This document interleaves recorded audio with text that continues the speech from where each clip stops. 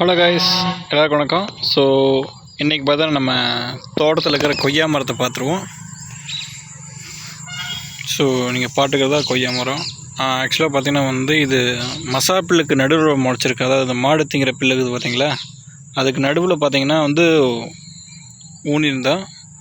So அதனால தான் பார்த்திங்கன்னா இது மாதிரி இருக்குது.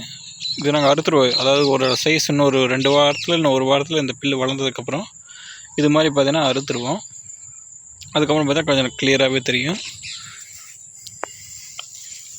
ஸோ இது பார்த்திங்கன்னா நார்மல் கொய்யா. அதாவது நீங்கள் அந்த வெள்ளை கொய்யான்னு சொல்லுவீங்க பார்த்தீங்களா, அது மாதிரி இல்லாமல் இது நார்மலான கொய்யா. இன்னும் பார்த்திங்கன்னா இது காய் பிடிக்கல, இன்னும் கொஞ்சம் நாள் ஆகும் போல் இருக்குது. ஸோ கொய்யா மர தோட்டத்துக்குள்ளே வச்சு என்ன ப்ராப்ளம்னு பார்த்திங்கன்னா நீங்கள் காட்டுக்குள்ளே எங்கே பார்த்தாலும் பார்த்திங்கன்னா கொய்யா செடி முளைக்க ஆரம்பிச்சிடும்.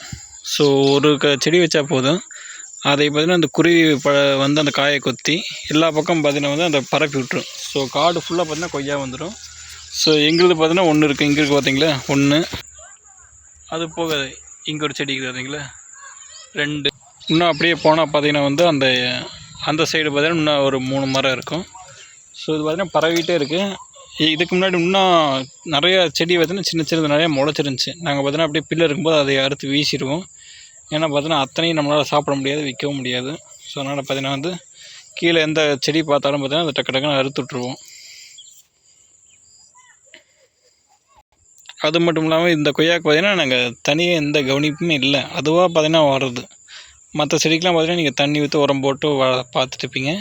இது பார்த்திங்கன்னா என்னென்னே தெரியல, அது பாட்டுக்கு வந்துடுது. சும்மா விதை மட்டும் நிலத்தில் ஓட்டால் போதும், லைட்டாக முளைச்சினா போதும். இந்த மசாப்பிள் மாடுங்கிற பில்லுக்கு பார்த்தா வாரத்துக்கு கூட தண்ணி கட்டுவோம். அந்த தண்ணியவே குடிச்சிட்டு பார்த்தீங்கன்னா இது நல்லா வளர்ந்துருச்சு. இது கூட பார்த்தீங்கன்னா நிறையா செடி வச்சுருந்தேன், மாஞ்செடி, நகாப்பழம் அதெல்லாம் வச்சுருந்தேன். அதெல்லாம் பார்த்திங்கன்னா வறண்டுருச்சு. ஆனால் இந்த ஒரு செடி மட்டும்தான் பார்த்திங்கன்னா உள்ளே நல்லா வளர்ந்துருச்சு. இது வளர்ந்ததும் இல்லாமல் கூடயே ஒரு 10 மரம் மாட்டை பார்த்திங்கன்னா காட்டுக்குள்ளே அப்படியே முளைச்சிருச்சு. நாங்கள் பார்த்திங்கன்னா ஒரு தேர்ந்தெடுத்து போதைக்கு ஒரு 5 மரத்தை மட்டும் விட்டுறோம், மீதியில் வெட்டிட்டோம். ஏன்னா பார்த்திங்கன்னா தென்னங்கன்று இருக்குது. ஸோ அதனால தான் பார்த்திங்கன்னா டிஸ்டர்ப் ஆகுதுன்னு பார்த்திங்கன்னா அதெல்லாம் வெட்டி வீசிட்டோம். தென்னங்கன்று கொஞ்சம் தூரமாக இருக்கிற செடி மட்டும் விட்டுட்டு மீதி பக்கத்தில் இருக்கிற எல்லா மரத்தையும் பார்த்திங்கன்னா வெட்டிட்டோம்.